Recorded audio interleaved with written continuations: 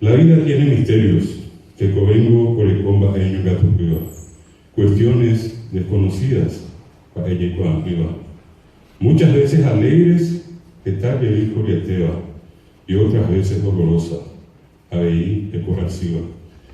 Recuerdo bien aquel día, llamando a Conampe Árabe, un domingo con sol radiante, Arateí y Coraje de Yaiba. Ya cerca del mediodía, hasta yo más embotado, el cielo se oscureció y vaga en Yucutumba. Y aquel día cambió, Aupe Araña Hue, se vistió todo de luto, Oñemonde a Ocun. Pues ardió y Coabolaños, Ocagui y Coabolaños. Sus llamas al cielo subieron, Tataguazú y Vaga de Oyupí, quemando todo a su paso, Ojacuipaitengo o Yujuba. 400 almas murieron, 400 de Cobeomano. Niños, jóvenes y adultos, Mitama, Mitaluzuja, Capuá, se fueron de este mundo. Oyejequico y Bórago, todos lloramos por ellos, Maimaba y Teña en se fuera, con dolor y gran tristeza, Arasú, Jatinetica, Coare. ¿Por qué tantas vidas, mi Dios? Baere coge que toma tu pan. Hasta ahora me pregunto, año por anduco, Ana Bebé, sin encontrar la respuesta, ambos cobain de Yucurí.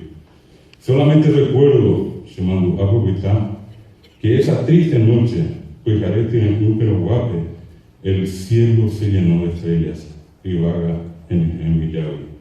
400 nuevas estrellas, 400 Villacuajú, que desde entonces alumbran, Upeo y Veo de Zapeva, con amor y mucha fuerza, por el Pujan Baretepe, la morada familiar, y Peña Huescuero a mí, que tan repentinamente dejaron, Peteinte Sapirín, Hoy, Dios mío, te pido, Coaña tu pan de Galleruré, por el eterno descanso, y tu muy arriba de las almas que emigraron, o Mamnoa Angamimi, Moana, a la tierra sin mal prometida, o Imabagma, que Wimanahime. Y al mismo tiempo te pido, Paupecueva y de Galleruré, por la paz ya merecida, de todos sus seres queridos, que en la tierra siguen luchando por reanudar sus vidas, sabiendo que algún día, nuestras almas volverán a reencontrarse para vivir felices por toda la eternidad.